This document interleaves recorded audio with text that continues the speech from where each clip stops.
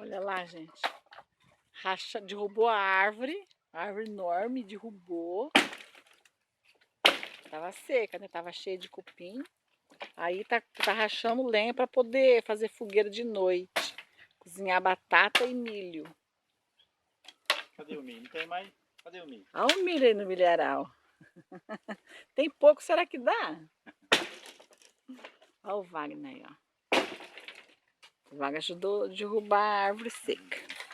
Aí vai ser ali, ó. Ali onde tá aqueles outros pau. Milho aqui tem pouquinho, é tudo em volta. Falta muito, né? Pedacinho inteiro ainda. Eu tenho outra árvore de baixo. Ainda tem outra árvore, porque a fogueira vai ser grande. Porque ele tá aguachado. Pisando.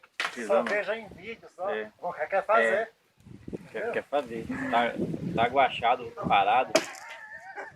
Pra não dar problema, tá pra ver se esforça um pouco. Você tem uma energia. É. Só come, não faz nada.